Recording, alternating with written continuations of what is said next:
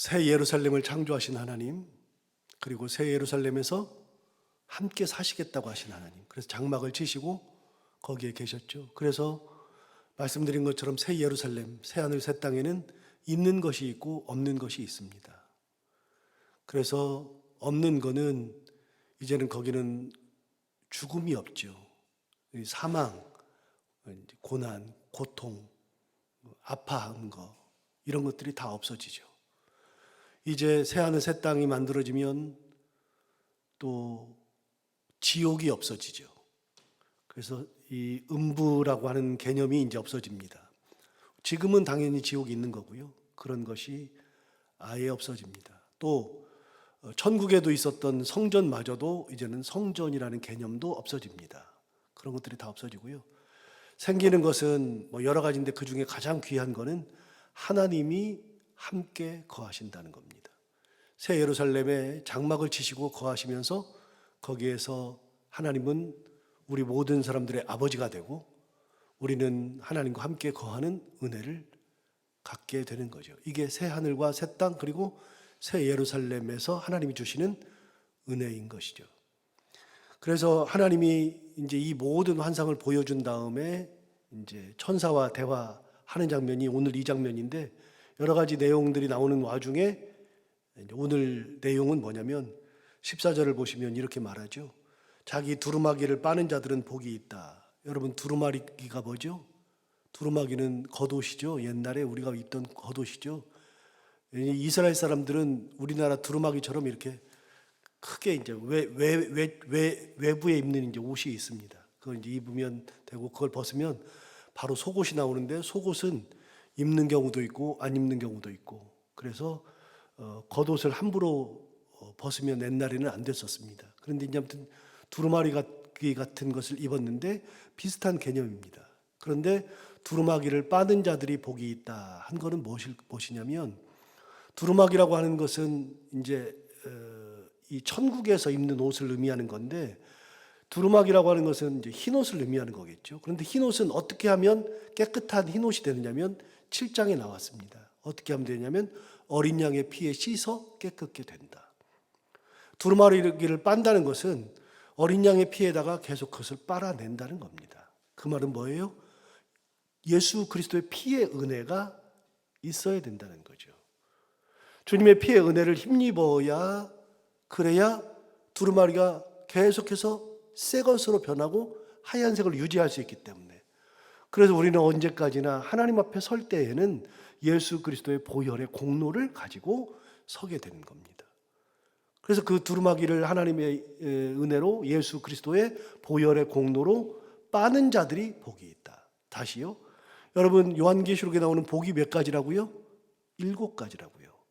7가지 중에 이제 6번째가 이게 바로 두루마기를 빠는 거죠. 그러니까 어떤 사람이 복이 있는가 하면 예수 그리스도의 은혜를 힘입는 사람들, 예수 그리스도의 보혈의 공로를 힘입는 사람들이 바로 복이 있는 사람들이다. 하나님은 우리에게 복을 이야기할 때 이 지상의 복을 이야기한 적은 단 한 번도 없습니다. 지상에 있는 복을 이야기하는 것이 아니라 천국의 복, 하나님의 복을 이야기하는데, 이제 새 하늘과 새 땅이 마련되었는데 이 땅의 것들은 필요가 없잖아요. 왜요? 이 땅의 것들은 이미 새 하늘 새 땅, 새 예루살렘을 만들 때 다 지나갔거든요. 그건 다 없어지고 새 하늘과 새 땅, 새 예루살렘이 창조되었으니까 우리가 가지고 있었던, 지금까지 가지고 있는 우리 모든 것들은 다 필요가 없습니다. 그런데 그러기 전에라도 이 땅을 떠날 때, 우리가 하나님 앞에 갈 때는 이 땅의 것들이 필요가 없다고 그랬잖아요. 왜요? 천국에서는 장사를 안 해요. 그러니까 돈이 필요가 없죠. 집을 주고 돈 주고 살 필요가 없는 거죠. 하나님이 만들어 주니까요. 그러니까 돈이 필요가 없죠. 이 땅에 있는 것들은 하나님 앞에 가면 아무 쓸모가 없습니다. 그래서 하나님께서 이 땅에 있는 것을 가져오라고 하신 적이 없고 가져오게 하신 적도 없습니다. 그래서 뭐 옛날에 장례 치를 때는 노잣돈이 필요하다 그랬는데, 뭔 노잣돈입니까? 의미 없는 거지. 그건 다 상여꾼들이 다 그렇게 해서 돈 이제 조금씩 벌려고 하는 수단이지, 노잣돈이 어디 있습니까? 무당들이 할 때나 노잣꾼이 있는 거지, 하나님 앞에서는 노잣돈이 필요가 없습니다. 그거는 다 의미 없죠. 하나님 앞에 갈 때에는 우리가 입고 있는 옷이 필요가 없습니다. 하나님이 흰옷을 주시니까요. 하나님 앞에 갔을 때는 먹을 것이 필요가 없습니다. 하나님께서 다 주시니까요. 그래서 이 땅에 있는 것들은 아무것도 필요 없어요. 그래서 복을 이야기할 때 하나님께서 궁극적인 복을 이야기할 때 이 땅의 복을 이야기한 적이 거의 없습니다. 그런데 새하늘과 새 땅에서는 더욱더 그러하죠. 거기서는 뭐만 필요한가? 예수 그리스도의 보혈의 공로. 그래서 보혈의 공로로 옷을 빠는 자들이 복이 있다 이야기하죠. 14절 다시 보시면 자기 두루마기를 빠는 자들은 복이 있으니 이는 그들이 어디에 나가느냐면 생명나무에 나아간다. 자, 생명나무는 이미 말씀을 몇 번 드린 것처럼 창세기 3장과 비교되는 거라고 말씀을 드렸고, 창세기 3장에서는 하나님께서 생명나무의 열매를 먹지 못하게 했는데 새 하늘 새 땅 그리고 새 예루살렘에서는 하나님의 보좌, 예수 그리스도의 보좌로부터 생명수의 강이 흘러내리고 그것이 새 예루살렘의 한 중 가운데로 흐르고 강 좌우편에 생명나무가 쫙 들어서고 12달 동안 매달 다른 열매가 맺힌다. 그래서 어느 누구나 따서 먹을 수 있도록 해주시고 영생하도록 하셨는데 누가 그 생명나무에 나아갈 수 있느냐? 어린 양의 보혈의 공로를 힘입은 사람들, 그 복이 있는 사람들만 생명나무에 나가는 거죠. 예수 그리스도와 상관없는 사람이 생명나무에 나갈 이유가 없는 거죠. 그래서 우리는 예수 그리스도의 보혈의 공로를 힘입어서 예수 그리스도의 은혜로 말미암아 구원받은 자들이기 때문에 하나님이 만들어 놓으신 새 하늘 새 땅 그리고 새 예루살렘에 거주하면서 거기에서 하나님 만들어 주시는 생명나무의 열매를 먹을 수 있도록 생명나무에 나아가는 그런 은혜를 주신다. 두 번째 복이 또 있습니다. 여러분 14절 다시 보시면 자기 두루마기를 빠는 자들은 복이 있으니 이는 그들이 생명나무에 나아가며, 그렇죠. 두 번째는 문들을 통하여 성에 들어갈 권세를 받으려 함이로다. 성에 들어간대요.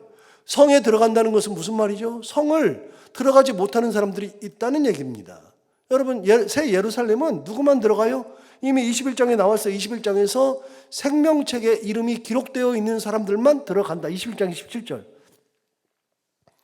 그래서 생명책에 이름이 기록되어 있는 사람들만 새 예루살렘 성에 들어가는 구원의 백성이 되는 거죠. 그러니까 역시 생명책에 기록되어 있는 사람들, 그 사람들은 역시 예수 그리스도의 보혈의 공로를 힘입은 사람들, 그런 사람들만 성에 들어가는 거죠. 그러면 뒤집으면요, 성에 못 들어가는 사람들이 있더라. 누가요? 두루마기를 빨지 못하는 사람들. 두루마기를 예수 그리스도의 보혈의 공로에 씻어서 하얗게 만들어야 되는데 그러지 못하는 사람들은 성에 들어갈 권세를 얻지 못하죠. 당연히 생명나무 열매를 먹지 못하죠. 그래서 하나님이 말씀하시는 복은 뭐냐면 두루마기를 빨 수 있는 것이 복이다. 즉 예수 그리스도의 보혈의 공로를 힘입어서 살 수 있는 사람들이 복이 있다 말씀하셨어요. 자, 15절 볼까요? 성 밖에 있는 사람들 이야기를 하는 겁니다. 성에 들어가는 사람은 그런 사람들이었는데 15절에 개들, 점술가들, 음행하는 자들, 살인자들, 우상 숭배자들, 거짓말을 좋아하며 지어내는 자는 다 어디 있어요? 성 밖에 있으리라. 새 예루살렘 성 밖에 있죠. 누가요? 거기 있는 것처럼 개들, 점술가들, 음행하는 자들, 살인자들, 우상 숭배자들, 거짓말을 좋아하는 자들. 그런데 여러분, 성 밖에 있는 자들을 이미 얘기한 적이 있어요. 21장 한번 가볼까요? 8절 한번 가보시죠. 바로 앞에 21장 8절에 그러나 두려워하는 자들, 믿지 아니하는 자들, 흉악한 자들, 살인자들, 음행하는 자들, 점술가들, 우상 숭배자들, 거짓말하는 모든 자들은 불과 유황으로 타는 못에 던져지리니 이것이 둘째 사망이라. 이런 사람들이, 똑같은 사람들이 기록된 거예요. 또 한 가지 21장 27절에 가서 보시면 성 밖에 있는 사람들이 또 나옵니다. 누구요? 무엇이든지 속된 것, 가증한 일, 거짓말하는 자 결코 그리로 들어가지 못한다. 그래서 이제 극명해집니다. 새 예루살렘을 딱 만들어 놓고 성을 딱 쳤죠. 2100km의 성을 딱 쳤죠. 2100km. 그거를 다 쳤죠. 높이까지도 2100km죠. 여러분, 성을 딱 친다는 성의 개념은 뭐라 그랬냐면 보호한다는 의미를 했잖아요. 구별한다. 너와 내가 구별되는 것이 성이죠. 그래서 우리 얼마 한 몇 년 전에 나온 영화 중에 스카이캐슬이라는 드라마가 나왔었죠. 스카이캐슬이 뭐예요? 그 동네에 사는 사람들은 스카이, 하늘이라는 뜻도 가지고 있고, 상징적으로 거기에서 계속 되는 게 뭐냐면 대학을 보내는 이야기라는데, 서울대, 고려대, 연세대, 그래서 스카이 뭐 이렇게 해서 그런 의미도 담고 있고, 굉장히 이 땅에 있으면서 사람들과 자기들 말대로 격이 다르다고 생각하는 돈 많은 사람들, 뭐 권력이 있는 사람들 이야기를 하는 것이 스카이 캐슬이죠. 자기의 캐슬, 성, 스카이 성이라고 하는 데에다가 몰려있는 그 얘기를 했었죠. 여러분, 성이라고 하는 것은 옛날부터 구별의 의미를 가지고 있어요. 적군과 아군, 너와 나, 들어오는 자와 들어오지 못하는 자. 이게 성의 기능을 가지고 있고, 두 번째는 보호의 기능을 가지고 있어요. 성 안에 있는 사람들은 하나님께서 보호하시죠. 그런데 예루살렘을, 새 예루살렘을 딱 만든 다음에 옛날에 다윗이 만들었던 인간의 예루살렘은 누구든지 와서 파괴도 했고, 그 안에 있는 성전도 무너뜨렸고, 거기는 죄악이 가득했고, 죽음이 있었고, 피를 흘렸고, 우상도 숭배했고, 그런 일들도 얼마든지 있을 수 있어요. 거룩하게 만들었으나 그럴 수 있죠. 그런데 하나님이 만들어 놓으신 이 새 예루살렘은 하나님이 만들어 놓고 하나님이 직접 거주하시는 그 성. 그래서 새 예루살렘에 딱 한 단어로 정의할 때 뭐라고 한다 그랬어요? 거룩한 성, 새 예루살렘. 이 성을 얘기할 때 요한계시록 21장, 22장에서 계속 나오는 거, 성을 얘기할 때, 이 새 예루살렘을 이야기할 때는 거룩하다는 딱 한 단어로 설명한다 그랬잖아요. 다른 것은 있을 필요가 없고 있을 수도 없어요. 그런데 그 안에 들어올 수 있는 자와 들어오지 못하는 자, 딱 구별해요. 그 성에서 딱 구별해요. 들어오는 자, 들어오지 못하는 자. 그렇게 생각하면 여러분, 예수님께서 비유를 말씀하실 때 그런 사람은 밖에 버리워져 슬피 울며 이를 갈미 있으리라. 여러분, 내던져지고 버리워지고 그런 사람들은, 밖에 버려진 사람들은 이제 보니까 이해가 되죠. 그 성 안에, 하나님의 구원의 방주 안에 들어가지 못하는 사람들은 이를 갈고 사는 거예요. 두려움 가운데. 그런데 하나님이 마지막 순간이 되니까 딱 구별하죠. 더 이상은 안 돼. 성 안으로 들어올 사람, 들어오지 못하는 사람들 구별해서 나누는 그런 일이 있죠. 자, 이제 16절로 넘어가서, 나 예수는 교회들을 위하여 내 사자를 보내어 이것들을 너희에게 증언하게 하였노라. 나는 다윗의 뿌리요 자손이니 곧 광명한 새벽별이라 하시더라. 마지막에 예수님이 하시는 말씀이에요. 예수님 뭐라고 말씀하시죠? 이 말씀 딱 하나 하셨거든요. 나 예수는 교회들을 위하여 내 사자를 보내어 이것들을 너희에게 증언하게 하였노라. 주님께서 하시는 말씀이 뭐냐면, 나는 교회를 위한다. 자, 이 교회라고 하는 것은 지금 어떤 교회냐면 새 예루살렘을 얘기하는 게 아니에요. 그 환상은 끝났고요.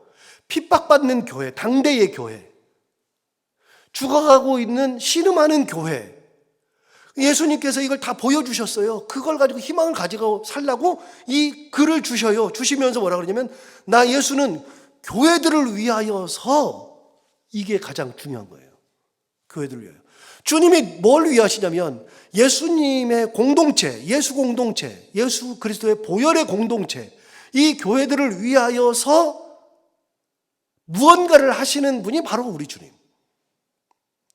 그런데 그 교회는 어떤 교회냐? 핍박받던 교회죠. 피 흘리는 교회죠. 무슨 말이에요? 핍박받고 피 흘리는 교회들을 위한다는 것은 그 교회는 내 교회야. 그들이 핍박받을 때 나는 호의호식하고 나는 모른 척하는 게 아니야. 그 교회가 핍박받고 눈물 흘리고 있을 때 나는 같이 그 교회를 위해서 핍박받고 같이 눈물 흘려. 그렇게 보면 사도 바울이 예수님을 만났던 때를 기억하시죠? 다메섹 도상에서. 그때는 예수 믿는 사람들을 잡아 죽이려고, 감옥에 가두려고 다메섹으로 막 올라가는데 갑자기 사울아, 사울아 부르시는 예수님의 음성이 들렸죠. 예수님이 뭐라고 그러셨어요? 내가 왜 나를 핍박하느냐. 주님, 내가 언제 주님을 핍박했습니까? 여러분, 사도 바울이 이해가 안 되는 겁니다. 왜 내가 언제 주님을 핍박했습니까? 나는 예수 믿는 사람을 핍박했지 주님을 핍박한 적이 없는데 왜 나를 핍박한다고 말씀하십니까? 이해가 안 되죠. 왜 그래요? 그들이 바로 주님이 겪는 핍박이거든요. 여러분, 예수님이 지금 이 말씀하시는 것은 내가 교회들을 위하여서 내 사자를 보낸다 그랬는데, 여러분, 그 교회는 어떤 교회냐면 핍박받고 순교하고 피 흘리는 교회예요. 자, 우리가 이 땅을 살아가면서 예수 그리스도를 위해서 살아가면, 예수 그리스도의 은혜 가운데 살아가면 주님께서 나 몰라라 하시는 게 아니라 그걸 가지고서 같이 마음 아파하시고 같이 피 흘리고 같이 눈물을 흘리시는 분이 주님이셔요. 주님은 모르지 않아요. 다 알아요. 그래서 나는 나의 교회들을 위하여서, 이 교회들을 위하여서 어떻게 했느냐? 내 사자를 보낸다. 여러분, 사자를 보낸다는 것은 뭐냐면, 사자를 보내면 그 사자가 가면 다른 사람들 다 뭐 핍박하는 사람을 평정해요? 다 죽여 없애요? 핍박 못하게 딱 막아요? 그 사자들은요, 핍박을 못하도록 막는 사람들이 못 돼요. 그런 권력이 없어요. 사자들이 가가지고 뭐 해요? 핍박받고 있고 순교하고 있고 피 흘리고 있는 성도들을 위해서 사자를 보냈더니 그 사자들이 야, 너네 가만히 있어, 내가 다 해결해 줄게, 그런 게 아니라 그들과 함께 고난받고 그들과 함께 핍박받고 오히려 가장 먼저 죽음의 길을 갔던 사람들이 사자라니까요. 우리 주님이 보내시는 사자는요, 힘있고 능력있고 뭔가를 해결하는 그런 존재가 사자가 아니라, 우리 주님의 사자는 함께 기도하고 함께 이겨내고 함께 피 흘리고 먼저 순교하는 사람들을 사자라고 하신 거예요. 사자. 먼저. 이게 주님이에요. 해결은 나중에 해줄 거야. 그런데 내 사자들을 보내신다. 오히려 더 먼저 죽어야 되거든요. 그런데 먼저 죽어야 되는 사자를 보내서 교회를 지켜주신다. 자, 그 사자가 앞에 서서 먼저 순교할 때 뒤에 있는 성도들이 보고, 아이고, 저 양반도 죽는데 나는 더 이상 안 돼, 그러고 뒤로 빠지는 게 아니라, 저 양반은 주님이 보내셨는데도 죽는데 나도 이 길을 믿음으로 가리라, 은혜로 가리라, 기도하며 가리라, 피 흘리며 가리라. 그래서 교회는요, 목사부터가 맨 앞장서서 하나님의 은혜 가운데에 핍박의 길을 먼저 가는 게 목사고요. 당연한 거죠.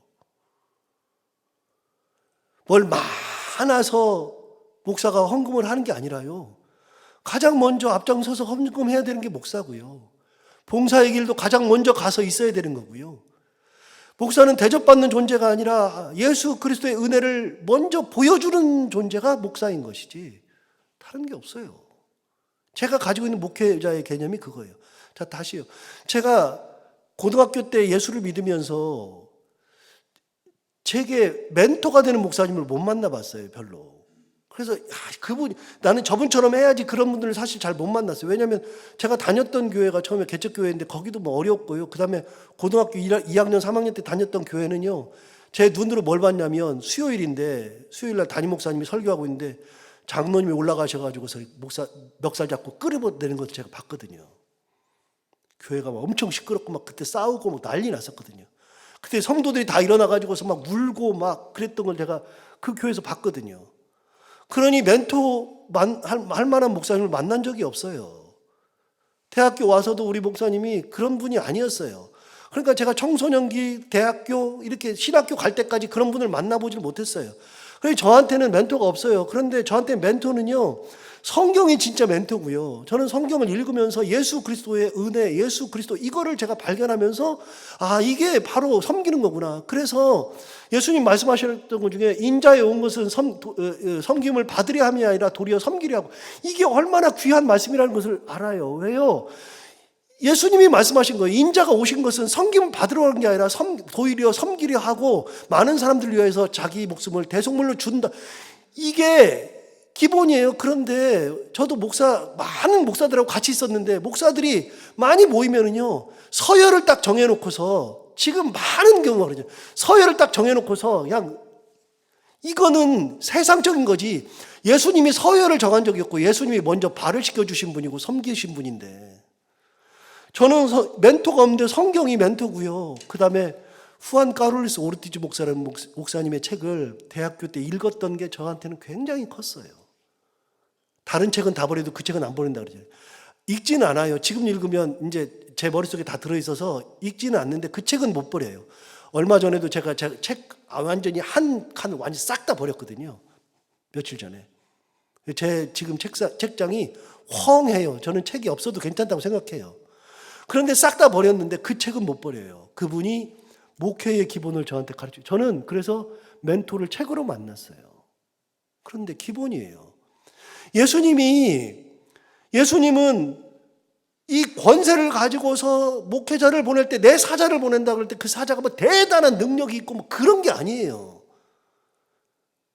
그 교회가 핍박받는 교회인데 사자를 보내서 핍박받게 하시고 같은 길을 가게 하시고 은혜 받은 자로서 먼저 죽음의 길을 가게 하셔서 그들의 신앙을 다지는 것이 바로 사자들이었죠. 주님 보세요. 내가 교회들을 위하여 내 사자를 보내어 이 말씀을, 이것을 증언하게 하였다. 이게 16절이에요. 주님 말씀이에요. 이걸 준 이유가 뭐냐? 이 책을 준 이유가 뭐냐면 내 교회들 위해서 준 거예요. 내 교회들, 핍박받는 교회들, 성도들 위해서 준 건데 사자들을 보내서 준 거다. 17절. 성령과 신부가 말씀하시기를, 이제는 이제 누가 말씀하셔요? 성령과 신부가 말씀하시죠. 성령과 신부가 말씀하시기를 오라 하시는도다. 듣는 자도 오라 할 것이요, 목마른 자도 올 것이요, 원하는 자는 값없이 생명수를 받으라 하시더라. 여러분, 성령과 신부가 하는 말이 뭡니까? 오라는 겁니다. 누구에게? 하나님께, 예수 그리스도에게. 그들은 다 핍박받는 자들인데, 순교하는 자들인데 그들에게 뭐라 그래요? 오래요. 와서 뭘 마시느냐? 값없이 누구든지 듣는 자도 오고 목마른 자도 오고 원하는 자는 다 와서 값없이 생명수를 받으라고 했어요. 이거는 이사야에 있는 말씀하고 똑같아요. 이사야 55장 1절에 있는 말씀, 지난번에도 한번 읽었었는데요. 이사야 55장 1절에 이렇게 말씀하셨어요. 오라 너희 목마른 자들아 물로 나오라, 돈 없는 자도 오라. 너희는 와서 사 먹되 돈 없이 값없이 와서 포도주와 저주에 사라. 이사야 55장 1절에서 말씀하셨어요. 이사야 44장 3절에서도 이렇게 말했어요. 나는 목마른 자에게 물을 주며 마른 땅에 시내가 흐르게 하며 나의 영을 내 자손에게, 나의 복을 내 후손에게 부어주리라. 주님께서는 목마른 자에게 물을 주신대요. 그런데 다 그래요. 자, 그런데 순교하는 사람들은 진짜 다 목마르잖아요. 예수님이 십자가에서 달려 돌아가실 때 뭐라고 하셨어요? 내가 목마르다 그랬어요. 순교하는 사람들은 다 목이 말라요. 다 갈증이 있어요. 그런데 주님 뭐라 그러세요? 그 순교하는 모든 사람들에게 성령과 신부가 다 와서 한 얘기가, 다 와라, 다 와서 마셔라. 뭘 마시느냐? 생명수를 마셔라. 이렇게 얘기하죠. 자, 요한계시록을 듣다 보니까 이제 결론이 다 나와요. 결론이 뭐냐? 핍박받고 순교하는 모든 성도들을 우리 주님이 지켜보고 계시더라. 우리 주님이 다 아시더라. 그리고 그 교회를 위하여서 사자들을 보내서 증언하게 하시더라. 하나님께서 새 예루살렘을 만들어 놓고 그들로 하여금 들어오라고 하시더라. 와서 너희들이 이 땅에서는 그렇게 피를 흘리고 순교하고 살았어도 그래도 여기서 내가 마련한 공간이 있으므로 희망을 가지라고 말씀하시더라. 생명나무에 나와서 열매를 따먹으라고 하시더라. 자, 18절. 내가 이 두루마리 예언의 말씀을 듣는 모든 사람에게 증언하노니 만일 누구든지 이것들 외에 더하면 하나님이 이 두루마리에 기록된 재앙을 그들에게 더하실 것이요 만일 누구든지 이 두루마리의 예언의 말씀에서 제하여 버리면 하나님이 이 두루마리에 기록된 생명나무와 거룩한 성에 참여함을 제하여 버리시리라. 그러니까 계시록을 함부로 해석하다가 더하면 재앙이 더하고 빼버리면 생명나무도 못 먹고 그 성에 참여하지도 못하게 제하여 버린다. 그러니까 이걸 가지고서 뭘 가진 거 할 게 없어요. 그냥 말씀을 지키는 자, 듣는 자, 그런 자들이 복이 있다 말씀하시죠. 자, 마지막 볼까요? 20절, 21절인데 20절은 어저께 했으니까요. 이 대망 사상을 가지면 이렇게 한다 그랬죠. 21절 마지막 보겠습니다. 21절, 주 예수의 은혜가 모든 자들에게 있을지어다. 성경이 뭘로 끝나요? 성경이 뭘로 끝나죠? 주 예수의 은혜로 끝나죠. 성경의 끝은 주 예수의 은혜입니다. 자, 그렇게 성경을 다 이야기하기 전에 요한계시록은 어떤 책이라 그랬죠? 핍박받는 사람들, 순교하는 사람들, 그들에게 가장 필요한 게 뭐죠? 예수님의 은혜죠. 그들은 예수님 때문에 죽어갑니다. 놀라운 거 아닙니까? 예수님 때문에 죽어가는 사람들입니다. 예수님 때문에 피를 흘리는 사람들입니다. 그럼 예수를 버려야죠. 그런데 예수님 때문에 죽어가는 사람들에게 예수님의 은혜를 얘기하고 있습니다. 너무나도 아이러니하죠. 여러분, 우리는 예수 그리스도의 은혜가 끝입니다. 이게 완전히 끝입니다. 주 예수의 은혜가 없으면 안 됩니다. 그게 보혈의 공로죠. 이 은혜가 모든 자들에게 있을지어다 이야기했던 것처럼 이런 은혜가 우리 예수 믿는 우리 모든 분들에게, 특히 신앙생활하는 우리 모든 분들, 그런 사랑하는 모든 성도들에게 가득하기를 빕니다. 기도하겠습니다.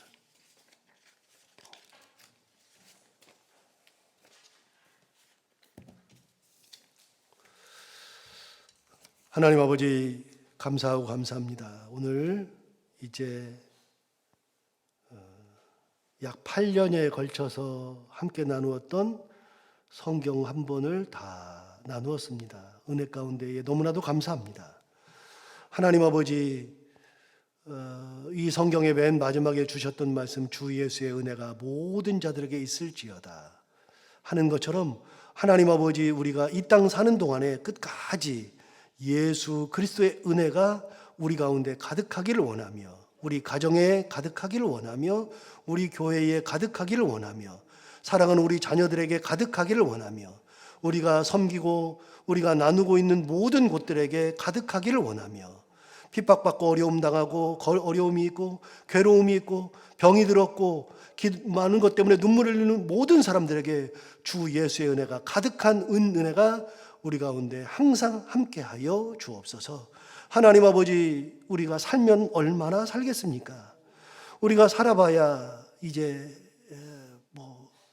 50년 사는 것도 아니고, 그렇다고 40년을 사는 것도 아니고, 우리는 이제 얼마 남지 않은 인생을 살아가는데, 정말 이 생명 다할 때까지 하나님의 은혜를 우리의 마음에 받아 끝까지 하나님 붙들고 예수 그리스도의 은혜 가운데 살아가는 저희들 모두가 다 되게 하여 주옵시고, 내 신앙으로 끝나는 것이 아니라 내 신앙이 사랑하는 우리 자녀들에게 한 명 한 명 모두에게 다 이어져서 우리 자손 대대로 하나님의 은혜 가운데 살아가는 귀한 명문 가문을 만들게 하여 주옵시고, 우리가 이 새벽에 나와서 이렇게 기도하고 있는데 하나님 아버지, 기도하는 모든 것을 들어 응답하여 주시되 하나도 땅에 떨어지지 않기를 간절히 바라옵고 나오니, 사무엘이 기도할 때 그 기도가 하나도 땅에 떨어지지 아니하더라 하였던 것처럼 우리 기도가 하늘에 상달되어 하나도 땅에 떨어지지 않게 하여 주옵시고, 특별히 우리가 기도할 때 가장 귀하게 기도하는 것 중에 하나는 우리 자녀들을 위한 기도인데, 하나님 아버지, 우리 자녀들이 가는 길을 지켜주시고 인도하여 주셔서 피눈물 나지 않게 하여 주옵시고, 우리 자녀들이 가는 길마다 하나님의 은혜가 가득해서 웃게 하시고 많은 것을 이루게 하시고 감사하게 하시고, 그렇게 하나님의 은혜를 많이 누리는 우리의 자녀들이 또한 되게 하여 주옵소서. 하나님 아버지, 이 교회 그리고 사랑하는 우리의 모든 교회들을 지켜주시길 원합니다. 하나님의 은혜가 가득한 교회가 되게 하여 주옵시고, 이 교회에 하나님이 좌정하시고 하나님께서 우리의 모두를 인도하시는 놀라운 은혜가 가득한 교회, 하나님의 뜻을 이루는 교회가 되게 하여 주옵소서. 인간이 있기 때문에 인간의 소리도 나고 인간의 냄새도 나고 인간의 모든 것들이 있을 수 있으나 그 모든 것들을 최소한으로 줄여주시고 오로지 하나님의 은혜가 가득한 교회들, 하나님의 말씀이 살아 움직이는 교회, 하나님의 영광이 드러나는 교회가 되게 하여 주옵소서. 하나님 아버지, 이렇게 귀한 시간까지 함께 하신 하나님 앞에 감사하며 끝까지 말씀을 통하여 은혜 받게 하시고 말씀이 우리의 힘이 되게 하시고 기도하기를 그치지 아니하고 우리가 하나님 앞에 갈 때까지 끝까지 기도하는 기도의 사람들이 다 되게 하여 주옵소서. 하나님 아버지, 이렇게 성경 66권 8년 동안 새벽기도의 귀한 말씀을 듣게 해주셔서 감사하다고 우리 김 장로님 귀한 예물 드리오니 기쁘게 흠양하여 주옵시고, 말씀을 사모하는 저 마음 속에 하나님 더 큰 은혜를 더하여 주옵시고, 지금까지도 지켜주신 것처럼 가정을 지키시고 자녀들을 지키시고 목회하는 귀한 아드님을 지키시고 특별히 건강을 지키셔서 끝까지 건강하게 기도하며 말씀 가운데 살아가는 귀한 장로님 그리고 가정이 되게 하여 주옵소서. 하나님 아버지, 우리 모든 분들 한 분 한 분의 가정들을 다 지켜주시고 끝까지 그렇게 기도하는 가정들, 그런 삶 살아갈 수 있도록 인도하여 주옵소서. 하나님 아버지, 오늘 또 이렇게 귀한 마음 가지고 나와서 말씀 듣고 기도하러 나온 사랑하는 모든 성도들 기도할 때 하나님 들어 응답하여 주옵시고, 오늘 하루를 살아갈 때에도 예수 그리스도의 은혜가 모든 사람에게 있을지어다 했던 이 요한계시록 마지막 장 마지막 절, 성경 마지막 장 마지막 절의 이 말씀을 기억하면서 예수 그리스도의 은혜 가운데 살아가는 귀한 하루가 되게 하여 주옵소서. 오늘도 해야 되는 것들을 기쁨으로 잘 감당하게 하시고 만나는 분들과 함께 웃고 행복한 하루가 되게 하여 주옵소서. 예수님 이름으로 기도하옵나이다.